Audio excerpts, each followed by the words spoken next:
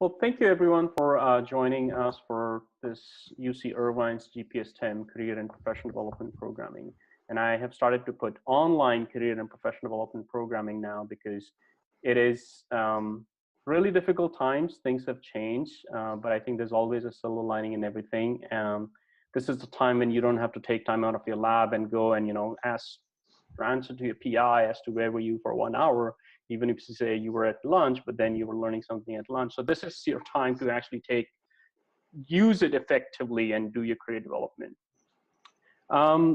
So this is first component of our career and professional development where we do the career exploration. We expose you to many different careers which emanate out of PhD training. So give me 1 second, I was just waiting on the, okay. So there's some people chatting on that thing, but everything is good. So out of the many careers which come out, we do the career exploration. After that, we do training and experience and transition. So in this exploration part, science communication is one thing which all of you are learning every day. But then there are many different aspects of science communication which you can apply into jobs within academia and outside academia. So today's topic is specifically for careers related to science communication as application scientists or specialist careers. So we have our panelists here. Some of them are UCI alumni, and actually some of them were part of our program at some point. And Justin is the only one who is not UC Irvine, but now partially I think he is UC Irvine, but surrounded by a lot of UC Irvine folks. And by the end of it, hopefully we'll be able to make you total UCI, Justin. Thank you. So we can get started. I see that a lot of you who are not UC Irvine folks. Welcome all, and we understand it's a common thing, and we would love to help you work together. We would welcome you to come and attend all the events. Just one thing, that for the e-networking part, we are trying to keep it only close to UC Irvine because of the logistical issues. But I promise that next time will be better, and to try to keep it open to everyone. So after this, the format is that after the webinar ends, we have a separate Zoom link for UC Irvine folks. We'll give 10 minutes of break, go get your food, drinks, or anything, whatever you want to drink or eat, and then log into that Zoom link, which you've got in your email, and then we'll do the e-networking rounds. So getting started today, we have 4 total speakers, and one of them, Lauren, will be serving as moderator with me. She'll be leading the whole facilitating the session. Lauren, she was a postdoc at UC Irvine for some time, and she got her PhD in biomedical sciences and pathobiology from Virginia Maryland College of Veterinary Medicine. You were at postdoc until Feb 2020, right, Lauren? Yes. Yeah, and then during that time, she also served as GPS Biomed, GPS STEM, now Trainee Council member, where we used to have meetings. She helped us with programming ideas and brainstorming what more we need for the program. And she recently started as a field application scientist position at Austrian-based RNA transcriptomics company called Lexogen. Welcome to this thing, Lauren, and all yours now. Great. So thank you for all the attendees that are here with us. So as Harinder mentioned, my name is Lauren, and with me I have Oki, Justin, and Laura. So all of us are field application scientists. And just to start things off, what we'll do is each one of us will describe our background, our career trajectory, and what are our current roles and responsibilities as field application scientists. So as Harinder mentioned, I did receive my PhD in 2018 from Virginia Tech, focused specifically on microbiology. And then later in 2018, I moved out to California and I accepted a joint postdoctoral position at UCI. So I was there for a little over a year. And while I was here, I became involved with GPS STEM. And this program really opened up my eyes to the things I can do with my PhD that are outside of academia. So it was here where I started learning about careers as a field application scientist, medical science liaison, a whole variety of different careers. So I'll talk about this a little later, but Oki was actually the one to help me get my current position, which is, again, field application scientist with Lexogen. So I'm very new. I started 2 months ago, so still transitioning from academia to industry. My current responsibility is largely with technical support. So with my company, I'm the expert in all the products and services that Lexogen offers. So Lexogen is an Austrian-based company, and they specifically have products for next-gen sequencing. So they're very focused on RNA biology and transcriptomics. So again, my roles and responsibility lie in knowing these products inside and out and being able to help investigators troubleshoot with experiments. If a current experiment didn't work, trying to figure out what went wrong. And then also helping individuals that are new to the products in our company understand how they work and how to set up different experiments. So that's really in a nutshell a little bit about me and what I do as a field application scientist. So next I'll go ahead and hand it over to Ohi, if you want to give a little background and everything. Sure. My name is Ohi. My background, I got my PhD from UC Irvine, so Zod, and to all the UCI anteaters in here. I graduated from UC Irvine in late 2017, early 2018, depends on what the paperwork says. After leaving UC Irvine, I got my first job in academia in industry with Beckman Coulter as a in-house training specialist. So when customers for their flow cytometry products, so when customers purchase a flow cytometer, they came in-house and I performed training with them. I did that for about a year. I enjoyed it, but then I got an opportunity to start as a field application scientist in early 2019 with Silicon Biosystems, and that's where I've been right now for the past year and a half. As an FAS, my roles are very similar to Lauren's, where I do a bit of technical support, troubleshooting, experimental support, and design for some of our customers. We do engage with both our instrument users, but also PIs on the value of our instrument. And as far as I'm concerned, we do a lot of support for our sales team when they go out and sell the instruments. We're the scientific part of that conversation where we engage either the users or lab managers or PIs on the scientific value of our instrument and our kits and our products, and really why it would improve or benefit them to incorporate that. And in addition to what we do for the customers, in our company anyways, our FASs also do sales support for our commercial team. So that means we're either helping them develop technical resources to make sure that they're better equipped when they go out there to the customers, or we're working with our internal commercial team, like our marketing team, to help with designing either commercial material that are going to be used at the company as a whole. So in a nutshell, my roles include both technical support for our customers as well as commercial support for our company. Great, thank you. So Justin, you wanna answer? Sure. My name's Justin. I have a bachelor's and a PhD from the University of Michigan, where I study molecular biology. I got my first job in industry as an R&D scientist at Swift Biosciences, which is an NGS library preparation company. I did that for a few years, developing various technologies and applications. And due to my wife transferring to Los Angeles, I had to get a new job. And that's what took me from the lab to a field application scientist position, where you support your customers, you troubleshoot, you build applications. I was an account manager for several months, within the West Coast.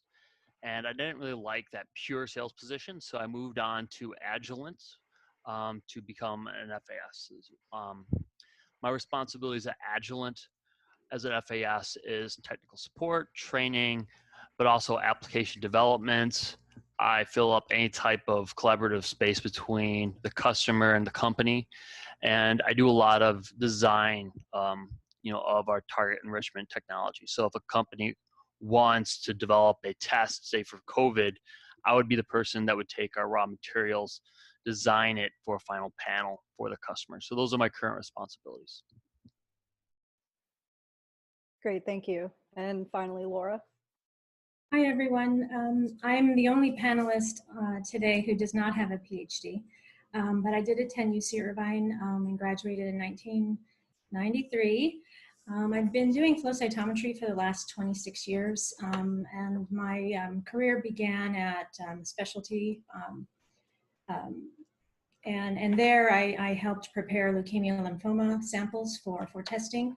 And that's where I fell in love with flow cytometry, and I knew that's where I needed to be, because it was a blending of this art, the subjective choice of which population to follow around, and then the interpretation, the intensities of the dyes determined what disease it was proliferating into. So that was it's what really brought me into loving flow cytometry. After that, I moved to Children's Hospital Los Angeles and learned how to operate a cell sorter. And I was with them for 14 years. Those were some pretty good times. They gave me a lot of opportunities to develop scientific skills beyond just being the operator. And then my next position was core manager at University of Southern California. And then finally, I've landed here at Beckman Coulter, being a field application scientist. So within that, just like the others, my current responsibilities are to do customer service. We do a lot of troubleshooting, both with our research customers as well as our clinical customers. We do support the hospitals that way. So we are tracking everyone's response to the COVID-19 epidemic, and we're also doing a lot of support now for the researchers who are working from home, doing a lot of data analysis. So we're working through different panel design issues and different escalations, determining whether or not an issue is based on the panel design or something going wrong with the instrument. Great, thank you. So the next thing that we want to discuss are talking about some skills that are necessary for your job, and what would you say are some transferable skills that the trainees that are currently listening to this webinar, what skills should they begin to develop? So if anyone wants to jump in. For me, I would say on a daily basis, I use my problem solving and critical thinking skills, but coming from a background of research, I think you gain those when you're working in the lab, like how to really analyze your data and understand what it means. But I think the one skill that trainees can work on that's very important for our job is communication skills. When you're a researcher at a lab bench, you aren't really talking to too many people and having to develop that skill. So I think that's one skill that trainees can definitely work on. And I'm a big advocate for networking. I mean, that's how I landed this current job. So brushing up on communication skills and networking is a big thing. Does anyone else have anything to add? Yeah, I mean, I agree with you. Troubleshooting, communication, organization. In terms of like a hard skill, like be able to manage large data sets, more and more people, more and more projects becoming larger and larger and larger across the field. So being able to program or at least be able to manipulate that is always very useful. But the core responsibility of an FAS is typically troubleshooting. And so being able to diagnose an issue and correct it while communicating that clearly and not making the customer feel stupid or making yourself sound arrogant is very important. I think one that I would add to that skill is the ability to train. I know for me anyways, and I didn't really have the opportunity when I was a graduate student to train either an undergrad or there's somebody underneath me, but I did get the opportunity to teach a few lab classes when I was at UCI, where I got to work with undergrads, teach them how to use laboratory techniques. And for me, those skills are very important because as an FAS, a lot of times with me, with the expertise with the instrument or with the product or with the reagent, and the customer who's brand new to it, it's very easy for me to go into the language of science needs and kind of go a little bit over their head. So being able to train somebody, distill information down to somebody, to the level of somebody who's either new to this or just completely on a different level than you, and being able to come alongside with them and bring them from novice to being comfortable or at least experienced with it enough to run it on their own. I think that that's a very, very important skill as an FAS, and that's definitely something that I would highlight. Any either graduate student or postdocs that's interested in a role should definitely think about doing that. Either take a junior scientist or an undergraduate student underneath your wing and use that as an opportunity to learn how to pass on knowledge that you're an expert with onto somebody who isn't an expert. Great. Okay, so our next question, we're going to start getting into more detail about the field application scientist position. So in everyone's opinion, how would you say field application scientist role is different from your past training as a PhD or postdoc or just in the lab as general? And what was the transition like going from academia to industry and specifically to this roles? Were there any challenges that you faced? So for me, again, I started 2 months ago, and I transitioned from a postdoc position at UCI to this current position. And I would say overall, it's very different. The daily schedule for me is extremely different. I work from home. I haven't done much traveling yet because of the whole coronavirus situation. So I'm sure that'll be in my future. But right now, transitioning to working from home and answering emails and phone calls and scheduling meetings with investigators and researchers that are using our products. That's very different from a typical day in the lab, which is doing experiments, and that's about it, analyzing data. So I would say overall, it's very different. And as far as the transition, I think the customer interaction was the biggest change for me. Because again, working behind the bench, you're doing something completely different as compared to interacting with customers and speaking with customers about the products. So I would say that was the biggest challenge for me, really understanding how to communicate with customers. I think for me, I had an easier time transitioning into industry, mostly because I managed a core facility and I was already used to counseling customers or over their science and helping them improve their experimental design. So those aspects I felt I had developed well while I was managing the core. But I found my biggest struggle was just adapting to the business lingo. The constant string of acronyms that were thrown at me, and then go track it down, it's on SharePoint, go find it. And so you really have to be independent and know when to ask questions for help, because no one will know you're struggling unless you say, hey, SOS, need some help here. Yeah, that was the biggest thing for me. So can I ask one question? You know, I'm hitting behind the fly right here. So you mentioned about some of the challenges. You know, I'm sure it's a totally different role. And Laura, you mentioned about some of the business skills, some jargon, getting used to that. But what's the perception on the industry side when academics, PhD or postdoc training people come in? Is there an expectation for them to, you know, jumpstart the work as soon as the onboarding happens, or they are given a little bit of sort of like, you know, buffer period that, yeah, we know that they're smart, they're great technical skills, but it'll take them some time. How's the culture like? Is that varies from company to company? Well, my only experience is with Beckman Coulter at this point, so I can't speak to how other companies run. But within Beckman, you know, when we are looking for applicants, we do have an extensive vetting process. You go through a roundtable interview. You're speaking to several individuals who all have a different perspective on how we approach our jobs, and we're really looking for someone who can fit with the culture, because anything can be learned. So it was mostly, can you adapt and fit in with the current culture of the business unit?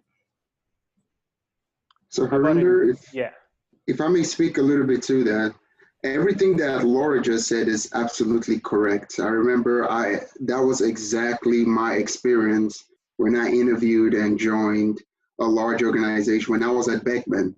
And Beckman's a really large organization, so they had the capability to make a statement like, we can teach anybody any of the science when they come in there, and they really did have the structure for that. But then when I moved to a company like Silicon Biosystems, they were much smaller. I think when I joined the company, there were probably about 70, 80 people in the company, and there are not over 100 North American employees. And so the system here is very different, because in this company, there is an expectation that, I wouldn't use the word an expectation. They're looking for people that can come in and have that impact. While there is the opportunity to learn and train on the job, and they do have training courses to get you up to speed, they're also looking for people that have those auxiliary skills that you can come in, and while you're being trained, you're also having an impact. And I think that that's a big difference between a large organization and a smaller, something that you might expect to see at a typical startup, where they're looking for people that can come in, hit the ground running, and get things going. And if I may answer Lauren's question, to sort of a little bit of a segue, is for me, when I first joined Beckman as an application scientist, the role was completely different from what I was used to in academia, where I'm just in my lab working with, in academia, I was just in my lab, just doing my experiments, taking my notes, doing my own thing. In industry, now a lot of my primary focus is about the customer's experience, is about the customer's experiment. So I don't have my project like I used to before. Now my project is what all my different customers in different states are doing. So I've gone from being an expert on one particular topic to being sort of a jack of all trade. I mean, our company does what's single cell sorting, but how different people use the single cell sorting, it's different. So now I have to sort of have an understanding of how people in the neuroscience space and people in stem cell biology space and people in cancer biology space use what we do, as well as, because they're doing downstream sequencing after our product, I have to have a bit of familiarity with how the sequencing workflow works after our product. So I'm ending up having to learn so many different spaces, just because as an FAS, our instrument and my responsibilities touch on so many different things. And I think that's probably the biggest difference that I experienced between industry and academia. Is in industry, I'm touching on a whole lot of different spaces and different technologies and different techniques, because our technology has impact in so many different spaces. The transition for me was a little bit smoother, because I am a very people-oriented person. I think I was really bored in grad school because I felt like I missed that interpersonal interaction. And I think that was what I really loved about GPS Biomed, is it was a group of scientists, really intelligent people, but we just connected as people. And so for me, I enjoyed that. I really enjoyed that part of being an FAS, because at any given moment when I go into a customer lab, from my experience anyways, is the first thing we're talking about is just, hey, how's it going? How you doing? What happened this week? Or where are we going to? What's the plan for dinner this evening? Where's a good place where I can go get a good meal at? And then after doing that for maybe 15, 20 minutes, then we start talking about science. So I really enjoy that about my customers, and I think that just fits my personality. So that helped me make that transition from the lab to a customer-facing role. So I always say, I always tell people when it comes to that transition, is making sure that there's a personality fit in there. And if it's a good fit, it will help the transition go a little easier.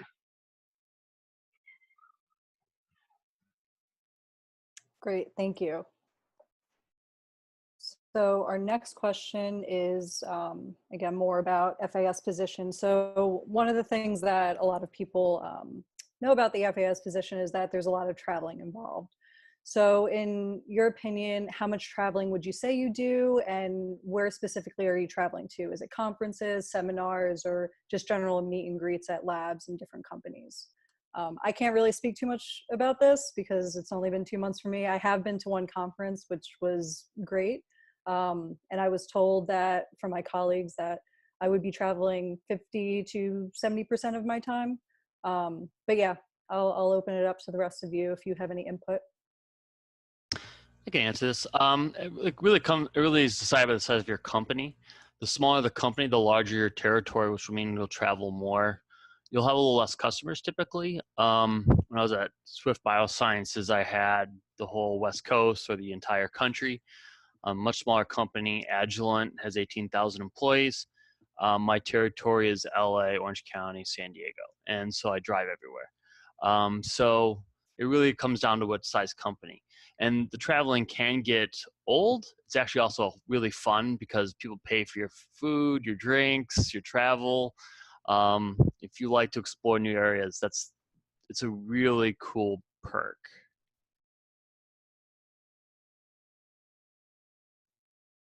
Great. So Oki and Laura, do you have any insight into this?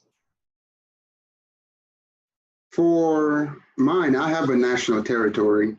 So I do, and let me first of all apologize. I have a 5-month-old daughter in the house, and if you guys are hearing somebody yelling in the background, she's wrestling with her mom for nap time, for going to bed. But my territory, I have to travel a fair bit. I think probably somewhere along the lines of maybe close to 50%. So, and it can be, I understand that it can be rough. Now, personally, I do enjoy traveling. As Justin said, you get to see a whole lot of different places, and it's a different experience. I know.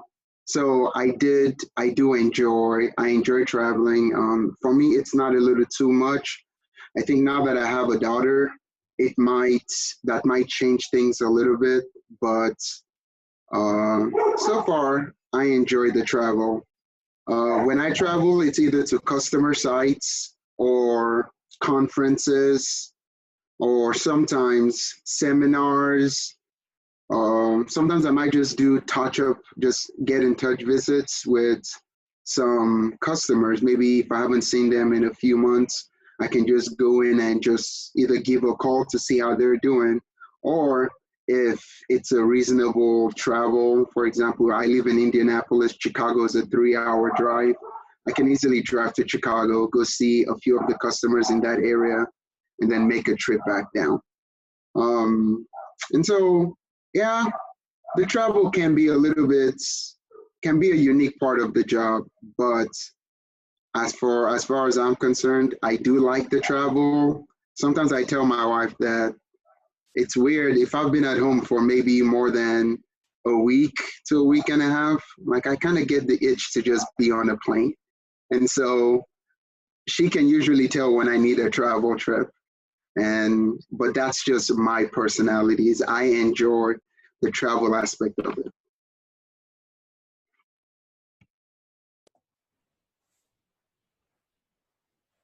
So for me, my experience with travel is, a good 50% of the time I'm in the field, whether that's visiting the local accounts in Los Angeles, San Diego, and even out to Las Vegas, as that's part of my territory. It really depends on the expertise that I'm needed for. If it's clinical support, yeah, I'm Southern California based, but if it's cell sorter support, then right now I'm supporting the entire western half of the country because we had someone leave the team. But we're interviewing for that, and I think we found a candidate. So hopefully I won't have to venture my way out to the Midwest soon. But it occasionally happens, and also globally, since Beckman is a global company, there's sometimes resources are thin, and customers have an escalation. Something's gone wrong with an instrument, or and they need you on site to help the service engineer determine whether or not it's application based or something is wrong with the hardware or the software. So I've been asked to visit Poland once for a sorter training. I had to provide on-site training to a customer. So that took quite a bit. That was a weekend travel and 4.5 days in their lab while dealing with time zone differences. So I think that's the most exhausting thing about the job is if you are leaving your own time zone, it can wear you down, particularly if you're have your long day at the lab and then you are handling all the other things that are coming through on email. So it's can be long days for sure. So I'm really itching to ask this next question. Seems like, depending on our personalities, some of us like to travel like OE, and then some of us like, not quite, but then we love to do the actual job where you still have to travel. But maybe this question will come later on in the end. Lauren will probably ask in some of the forum, but does it ever get to a point where you're like, okay, I've done enough travel now because of family reasons, I cannot do it. And now I'm at a stage in this job that I don't have to travel a lot and I have more people who travel for me and I delegate that thing. Does that ever happen? That's more like, climbing up the ladder for you guys. How does that look like? I mean, I love traveling right now. I'm sure OE too, but then, down the line after 10 years, what do you think? And would you have that opportunity to still do the same job and not travel so much? I mean, you can. The easiest way to rise in industry is to move jobs. And so going from a smaller to bigger company, sometimes there's less travel. Sometimes you can get a new position within a similar, within the same company. So there's definitely a lot of flexibility there. And as an FAS, I'm not sure about the rest of our panelists, but I mean, I make my own schedule. So if I don't want to travel next week, I just won't travel next week. And so outside of an emergency, there is flexibility with that. Yeah, definitely. For me, if it does get to a point where I feel like I'm out traveled, I can easily let either my manager or my team know that, hey, I'm going to be at home for the next 2 weeks. And they understand. I mean, nobody wants to be away from home. But I think it's a fair statement for me to say that if you're going to pursue an FAS job, I don't know of an FAS that doesn't travel. And so at some point, I mean, the travel is going to be a regular part of your responsibility, whether interstate or just regionally. So if you're looking to make that balance, then definitely you have the opportunity to look for a job within a company that has either a smaller territory. So I know some FASs whose job is just strictly Southern California. And so because of that, it's just a short drive up and down the coast. But for me, do I see my FAS role? If I do this job for the next 30 years, I do expect to travel as an FAS. Now, as I move up the ladder, I think managers probably travel less than their FASs do. So they will work more remotely from home, but they have other responsibilities that have to be done that don't necessitate them actually going into the field. I think even then they still have to travel a nominal amount, perhaps not as much as an FAS would, but there's still a travel component to their job. So as long as the title field is in the name or it's a field-based role, there will be some travel, but depending on companies, depending on the territory that you're managing, or depending on the role that the higher up in the company you are, you could have more or less travel. So that's definitely something that you want to be mindful of.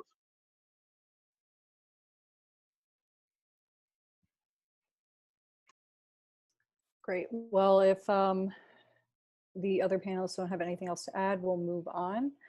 So the next question is, so the job of field application scientist is to provide technical support for a company's products and services. And one of the challenges can be to convince a lab to convert to your product and convincing them that your product is superior to other products. So what part does a field application scientist play in this, and how do they help accomplish this task? anyone wants to jump in. I'll go first. Okay. So in the 5 years I've been a field application scientist, our group has been managed by two different teams. First, it was the service team, where all of our work was centered on metrics like customer satisfaction rating, installation times, troubleshooting times, all of those things were tracked. But then a few years ago, they moved our team under the sales organization. And here now we have different metrics to follow, but predominantly our role remains to continue with the troubleshooting with customers, but also to help demo our products and help with the marketing of those products. And so we go in and we let customers know that we've got this new product and if they'd like a free demonstration, and then we can touch on how it could be helpful to either their research stream or even expand their clinical testing.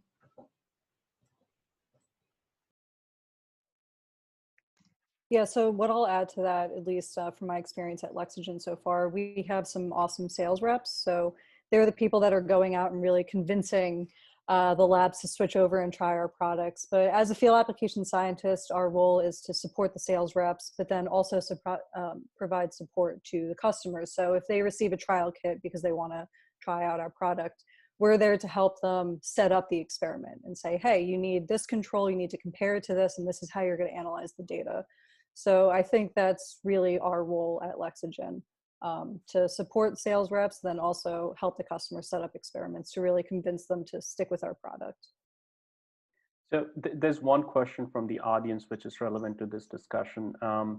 Says, when we talk on the phone about troubleshooting an issue, are we talking to a field application scientist, or is it someone belonging to some other designation? And then the next part is like the other person, do they also have to travel? Do they have to travel less than you guys?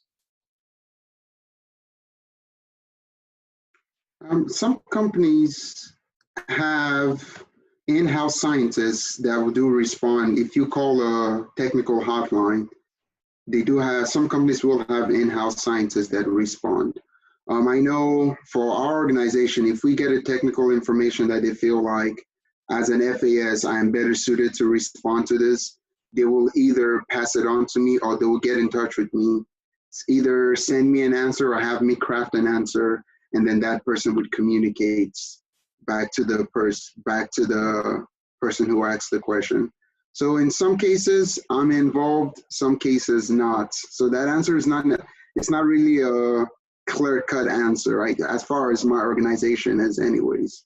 We have somebody that manages the phone, but if an FAS has to be pulled in to help them provide the necessary answer, they will reach out to us and then get the customer the answer, or the questioner the answer that they need.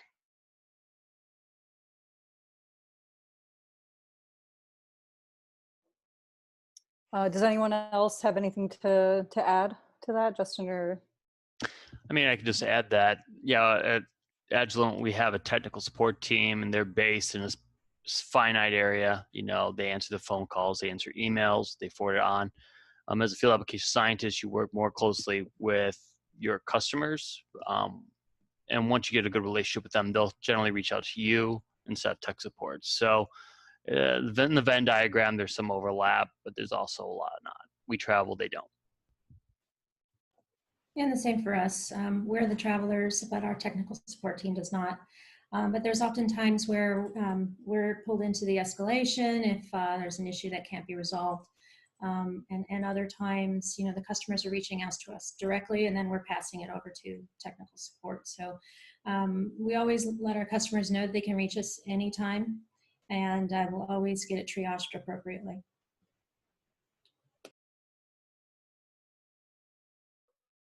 okay, great. So we'll move on to our next question.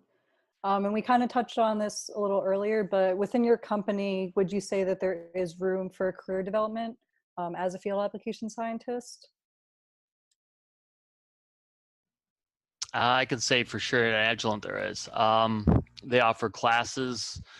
They encourage you to do things to self-improve because you're quote unquote an investment. in the company. So you can really do whatever you want. Really just kind of the whole idea being self-driven. And then typically if a job opens up, people who are internal, who have like some degree of overlapping skill sets are typically favored for those positions. So it's a great way to move into another field that might be like a product management position or an R&D scientist, depending on how well you'd fit with that role. Great. Yeah, And I'll definitely. just, oh, go ahead. I was just going to say, definitely, because we have a scientific and a commercial mix to our skills in a ways, it opens up the opportunity to either go some of a more scientific route, or it's also a nice way if you're interested in a more commercial route. Like I know some people that have gone from FAS, that have gone into sales, that have gone into product management. I know some people that have gone into R&D even because they were just fascinated by the technology. They wanted to be hands-on in there. So there's a lot of opportunity to move laterally. But also, I mean, there are companies that have, for example, FAS has become FAS managers. FAS managers become maybe FAS territory managers or even service managers for something like that. And so there's also upward mobility as well as lateral mobility. And even outside of companies, it opens you to different fields. I mean, you can start off as an FAS, and next thing you know, you've learned so much about the field, you might decide, well, I might want to go into something more clinical or something more businessy, or so there's lots of opportunities for growth with the FAS. Great. And the one thing I was going to add, so from my experience with Lexagen, it's a smaller size company, and it's very fluid. So I'm in the marketing and sales department, but we have communication with operations and then services and R&D. So if we have a particular idea based on some of the cases that we've been seeing about a product or implementation of a product, I think it's very open for us to discuss these things with the different departments. So I think that is great, that it's a very communicative organization. And I think that also gives insight, you know, if you become interested in research and development, maybe that's somewhere you can go. So that's my experience with Lexagen so far about career development. Okay, so we'll go ahead and move on. The next question is, oh, this is a fun one. So myth time. So I'm gonna say 3 myths about the field application scientist position, and then also generally working in industry. So chime in and let me know what you think about these. So the first one is you do not have room for creativity or scientific freedom as an FAS. So what do you all think about that? That's false. Yes. Yeah.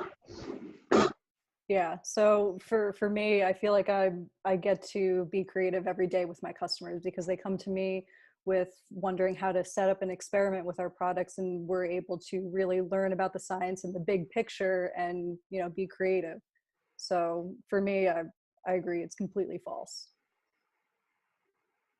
I know for me in our company anyways, if the need ever comes in for us to develop some things like a white paper or just a proof of concept experiment, I have no doubt that my name is one of the first people that they might call and say, hey, okay, can you try doing this? So you definitely have, and I can always pitch ideas to my team or my manager or our R&D team about, hey, we've been getting questions from our customers about this problem. Have we thought of doing this, so that we can accomplish that? And usually they pull you into the experimental design of that, and next thing you know, you might be putting on lab coats, goggles, and gloves, and being behind a fume hood and pipetting things. So you definitely have that flexibility.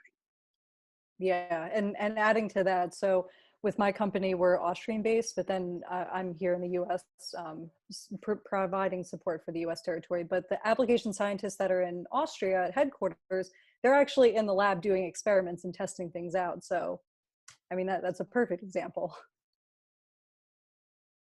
Okay, next one. So application scientists are just salespeople. We kind of addressed this before, but no, that's not what we do at all. Well, it is what we do, but that's not our sole responsibility. We're the technical experts for the products and services that our company makes. Yes, you do interact with customers, and yes, you want to sell the products, but sales reps are there to do their job and charm the individuals in the lab to use our products. We're really there to support and provide our technical expertise. So if anyone has anything to add to that. Oh, okay. So next one, yes. Oh, he has something. Go ahead, Ovi. I think you may be muted. Uh-huh. There you go. I will add one thing. If you see an FAS job with what they call, pretty much it's a commission-based job, typically that might mean that your pay structure might be associated with the performance, the sales performance of your team. If you're interested in a more developing sales skills, an FAS role with a sales component might be good for you. Now, not all FAS roles are like that. I know from all the FASs that I've seen, we don't have that. We're just, as Lauren said, we're pretty much scientists. I like to believe we're the cool nerds. So we're the scientists. We go out there, we talk science, we chop shop with the scientists, and when we get out of there, there is no sales burden on my part. I think the closest I ever come to being sales oriented is making sure that our salespeople are equipped with the necessary knowledge so that they can go out and do the sales. I don't do the sales. I just do the experiments. I'll add to that. I have at risk in my salary structure. So a good FAS should have a certain degree of sales because your job is at the end of the day based on the fact that can you sell it, will people buy it, and the whole process, can you support it? So we have one question from the audience. Christina, she stole my question. Thanks, Christina, for asking. Otherwise, I was going to forget it.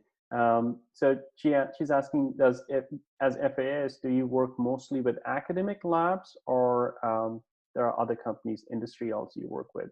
I think we know the answer, but I think we would really love to hear from you all. I support biopharma, academics, and clinical laboratories. And also, we would call it off-product testing. So now we're going into fields of water testing and different things that you wouldn't necessarily consider flow for. But if it's in a liquid, why not? Justin? I support mostly biopharma, clinical customers, and biotech, and actually academics is probably by far my lowest customer base. Lauren? Yeah, so I mean, same as everyone else. So clinical, we do have academia. We do have a lot of labs here in the US that are using our products. And then also other companies, so biotech companies as well. I support a lot of academic, a lot of clinical labs. So hospitals are in my territory. I think, yeah, I don't have any other biotech companies or biopharma. So mine is strictly with individual labs, but across the board individual labs. Great. Lauren, I think we have one more myth. One more myth, and then we'll move on to the hiring process. So the last one is you cannot publish as an FAS. So I don't have too much of an answer here. I think it depends on the company. Again, like I mentioned before, the application scientists that are at our headquarters at Lexingen in Austria, they have the opportunity to be in the lab and work very closely with research and development. So I think there are some opportunities there for a field application scientist to publish. Justin, Ovi, Laura? It's not unheard of. Within our application team, we had one of our Canadian reps participate in a publication for a clinical lab, some sort of regulatory paper. And she was one of the significant contributors towards that work. And then she was recognized in the company later for that effort. We are encouraged to help build the white paper material. Quite often we're called for that. But yeah, no, it's not unheard of, for sure. Yeah, we don't have to publish or perish pressure on us, but if the opportunity does come up, I think we can take advantage of it. Okay, great. So now we'll move on to the hiring process for a field application scientist. And one of the questions that was on our flyer that's very relevant to the time that we're in right now is, how does this pandemic affect your job? And then moreover, for our attendees, how do you think the market is right now for field application scientists, and how do you think that's been impacted? So I'll just start off. For me, I mean, research labs are shut down, so I think we've been slower, but what's really interesting is we're getting a lot more questions pertaining to COVID research and diagnostics. So I think this is opening up the possibility for our company to potentially expand and think about products specifically for infectious diseases such as this, because historically our company doesn't have products specifically for microbiology related labs or experiments. And then as far as the hiring process, I think it's going to be slow. That's how it is for everyone right now. I think companies do have hiring freezes in place, but it's going to bounce back. I mean, field application scientist position, it's a very important one. It's very critical to companies. So you'll eventually start seeing more postings once everything calms down and research labs are up and going again.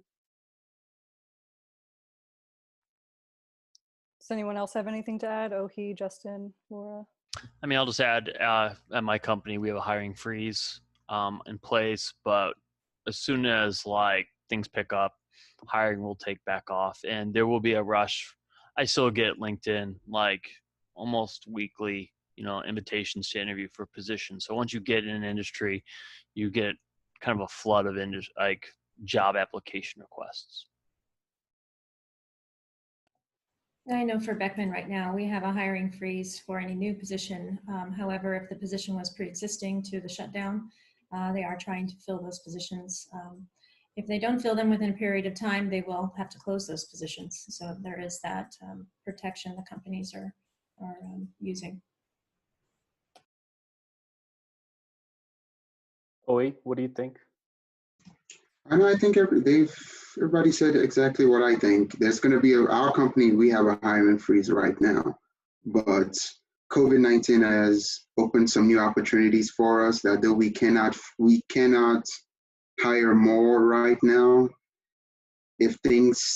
When all this passes out, we might need more and more people in our team. So we might be pulling some more people. And I think that's probably the same for every other company here. Yep. Okay, so on the topic of hiring, how did you learn and land your current position? So I'll start this one because I am newly hired. And I got it through networking. So as I alluded to earlier, I learned about the position through my involvement with GPS STEM and specifically through OHI. So I was involved in a mentoring program that GPS STEM offers, and OHI was one of my mentors. And he knew my background and interest, and he helped me extensively with my resume and preparing for interviews, what questions to ask, what questions to avoid, things like that. And he was actually the one to get me in touch with the recruiter that had contacted him originally about this position, because he knew my interest and my expertise, and he saw that this job nicely fit with that.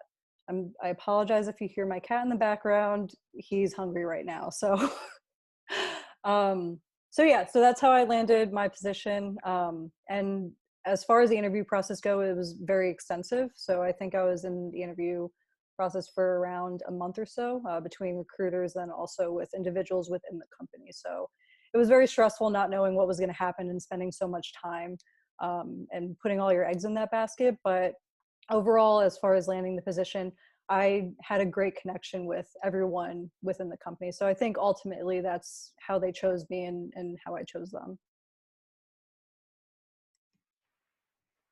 I think for my current position as an FAS, I was contacted through LinkedIn.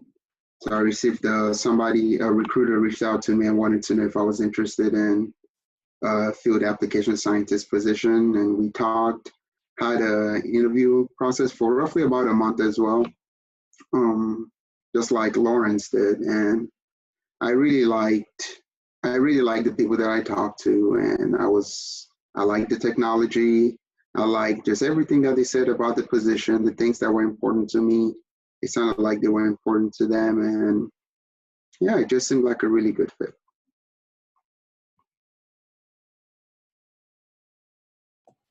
And for me, I was recruited by the sales rep.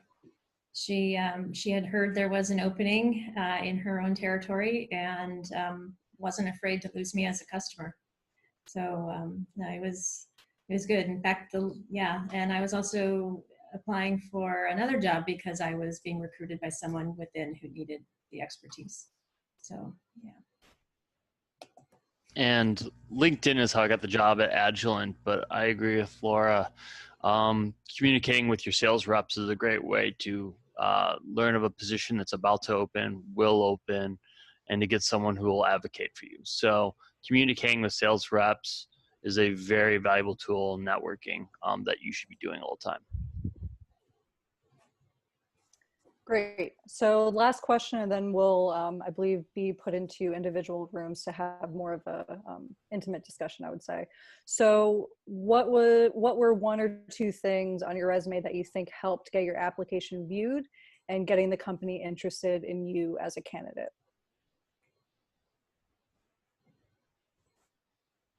Giving my resume to a recruiter. I know that's not on my resume, but that was probably the key thing that got my resume viewed, was handing it to somebody who was in the company. But then knowing what technology it is that they want to support, or at the very least, the general field. For me, sync fluorescence sorting was key for what we were doing. So putting in my experience that I knew how to use fluorescence, I think those keywords really made that connection that I might be a good fit. So I knew the keywords they were looking for, and I highlighted it in my resume. And just on that point, I mean, I learned from you, and that's exactly what I did. So just take the job description and the company mission statement and make sure that you really highlight that in your resume. So Justin and Laura, anything else to add? If not, I guess we'll go ahead and. I mean, it's a customer's facing position. And so you want to have diversity in your resume, it's a troubleshooting position, but also highlight things that'll show that you are not going to be unable to communicate with the customers. So, being social is actually a benefit to a position like this. So highlight those also. I think the other thing that I will add is getting it on your resume is awesome. It's great. Being able to show that over the phone over the phone or in person to the people that you're interviewing is even better. So being able to communicate, whether it's your science or your experience or the transferable skills that you have, is going to be really great, because the resume is easy. The interviews are where they figure out if they want you or not. So being able to prove to them that what is on your resume, you can show them that you can do it, that's key. Yeah, I'll agree with you. I was actually asked to teach someone how to do a particular type of analysis, and she herself didn't know how, but it was the way I went through it step by step in a very easy and gentle way. She said, "Oh my God, now I know how to do it." It was so be prepared. They might ask you. So we have one question from the audience. I'm actually scrolling up into the chat room to see where did it go. This was related to hiring. So the question was, okay, yeah. Is this position good to shoot right out of PhD? I guess anything, or you need some sort of industry experience and also like maybe getting a postdoc. I think that this is one of the things which every time gets asked, because when you read a job description, they ask for like, a couple of years of industry experience or something, but yet to hear like a lot of people like Lauren, you didn't have exact industry experience in that position, but yet you landed in that position. So it would be nice to sort of have a brief discussion on that. Whoever wants to start? I can start. Yeah. Sorry. Those are the ideal candidates. And if you don't fit all that, still put your resume in. Actually, the FAS position is actually a really good starter role. You don't need a postdoc for it. You don't even really need a PhD for it if you actually know how to fulfill the job. So it's once you're in industry, honestly, the doctorate no longer matters. It's really only there for applications. And so once you're in, you're kind of in. And that's, in my opinion, what matters. Yeah, I didn't have a postdoc experience before I joined this role, and so I don't think the postdoc is a requirement. As Justin said, it is a good position to shoot for right out of the PhD. I mean, as far as technically a PhD, you do have the technical experience. Well, you should have the technical experience as long as you're applying for a job with a technology that you have experience with. So, but if you do have you do have the experience for it. Personality wise, that's completely up to you, but I don't think that there is any additional training that you get with it. I think the only benefit that might come from getting another industry position is, as Laura said a little while ago, is you do get exposed in industry very quickly to the business side of things. And for a lot of FAS positions, for some FAS positions that are looking for people with both commercial or at least business and science, if that's something that they're discounting you for, getting a job in industry and then moving to an FAS position is also another route. But I honestly believe that PhDs can apply and should apply for it and expect to get an FAS job. I think that they are more than qualified for it. Yeah, and currently it's the only applicants we've been receiving for our application positions, our PhDs. All right, this was great. Thank you very much. Thank you, this way, Oe. Thank you, Laura. Thank you, Justin. And thank you, Lauren. So thanks for taking time out of this during these difficult times. I know some of you are in very different time zones, but yet you were able to come and will still be able to join us for e-networking.